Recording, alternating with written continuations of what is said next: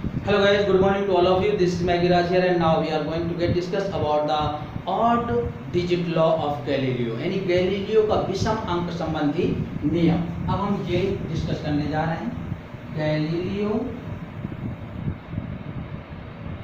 का विषम अंक नियम। यानी गैलीलियो ने ये बताया कि यदि कोई वस्तु को हम विरामावस्था से छोड़ते हैं किसी ऊंचाई से, तो नियमित समयांतराल में यानी निश्चित समयांतराल में जो दूरियां चलेंगे वो विषम गुणक के रूप में होती हैं, विषम अंकों के गुणक के रूप में होती है। तो देखते हैं हमने क्या किया कि ये यहां से कोई वस्तु विरामावस्था से गिराई जा रही है u इक्वल 0 से, ठीक है ना। तो अब ये हम ज्ञात करते हैं कि t1 equal to T second में, t2 equal to 2t second में। जैसे ये मान लेते हैं कि ये यहाँ पर आ पाई इतना t1 equal to T second. फिर अगली बार ये यहाँ से लेकर यहाँ पर आ गई,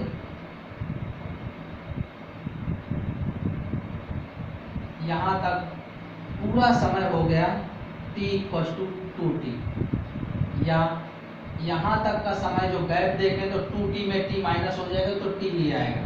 फिर अगली बार पूरा समय जो हो गया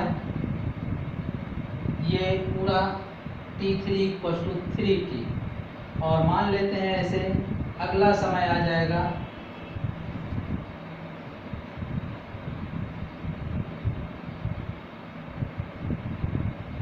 t4 इक्वल टू 4t,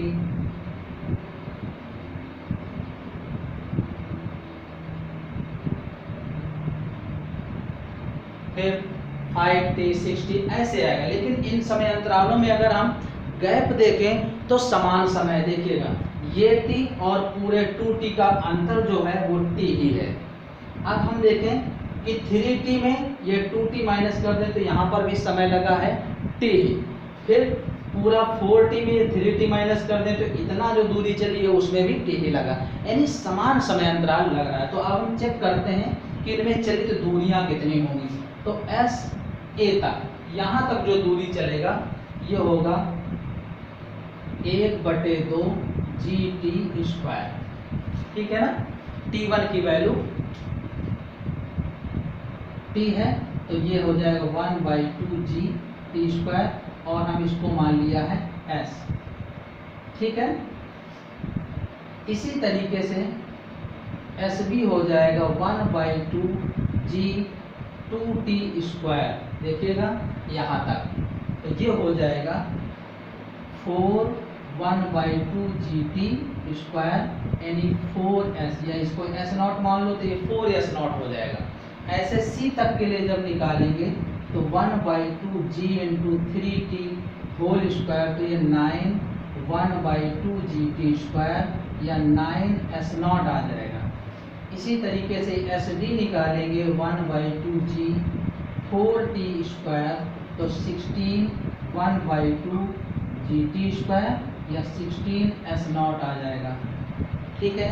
आगे और कर सकते हैं, एस ई यहाँ पर कितना हो जाएगा 5t हो जाएगा, तो ये 25 1/2 gt स्क्वायर यानी 25s नॉट। ऐसे आप आखिरी तक निकाल सकते हैं। तो देखिएगा, चेक करते हैं, ये जो दूरी है इतनी, ये कितनी है s नॉट, ठीक है। तो ये में पर्टिकुलर अलग अलग गैप में निकाल ले रहे हैं कि कितनी दूरियां तय किया। तो ये जो दूरी है ये है s नॉट, ये जो दूरी है ये है 4s नॉट, ये जो दूरी है ये है 9s नॉट, ये जो दूरी है ये है 16s नॉट, और ये जो दूरी है ऐसे ही 25s नॉट। तो चेक करते हैं, ये s नॉट है तो ये कितनी बचेगी देखिएगा 1s0 में से 4s0 में से 1s0 जाएगा 3s0, ठीक है। ऐसे ही 9 में से 4 जब माइनस करेंगे तो ये कितनी चला 5s0, फिर 16 में से 9 घटाएंगे तो ये कितनी चला 7s0, फिर 25 में से 16 माइनस करेंगे तो इतने में कितना चला 9s0, देख रहे हैं।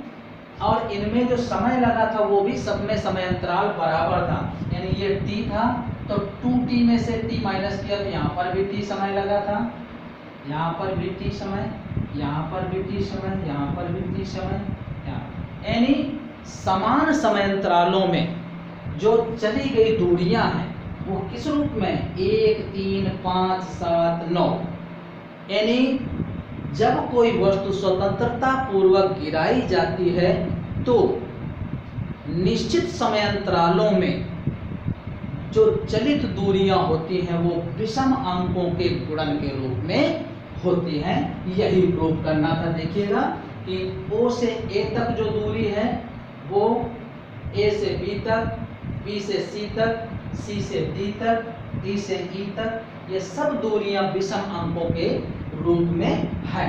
तो यही चीज सिद्ध करना था। गैलीलियो ने यही नियम दिया था कि ये जो OA है अनुपात AB जो है अनुपात BC अनुपात CD अनुपात DE, ये है, ये दूरियां हैं और वो भी निश्चित समयांतराल में। ये है 1s0, 3s0, 5s0, 7s0, 9s0।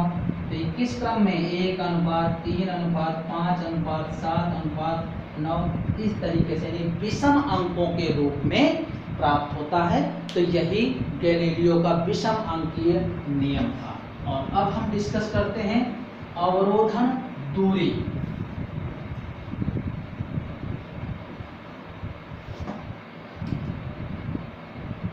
अवरोधन दूरी, तो अवरोधन दूरी का मतलब ये होता है कि जब कोई वस्तु मंदित होती हुई विराम में आ जाए। इस तरीके से है जैसे ये कोई वस्तु बिंदु A से चलना स्टार्ट किया और बिंदु B पर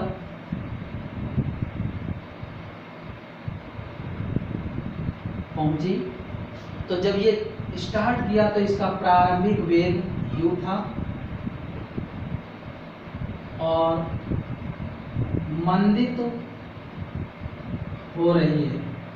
इसका मतलब कि ये जो दूरी है ये मान लीजिए कि d है और यहाँ आते आते ये विराम में आ जाएगी, ठीक है। ये यानी कोई वस्तु बिंदु A से प्रारंभिक वेग u से चलना स्टार्ट करती है, चालू करती है तथा नियत मंदन से चलते हुए बिंदु B पर पहुंचती है और यहाँ पर आते आते वस्तु विराम में आ जाती है, अर्थात इसका अंतिम वेग 0 हो जाता है। और इस दूरी को तय करता है ये AB जो है वो D से व्यक्त किया गया है। तो v² = u² + 2as, यानी s जो है वो d है, तो u² + 2ad, तो -u² = 2ad, तो d हो जाएगा -u²/2a और इसी को बोलते हैं अवरोधन दूरी, ठीक है ना। तो ये अवरोधन दूरी होगी। तो इस प्रकार से हम अवरोधन दूरी को भी ज्ञात कर सकते हैं।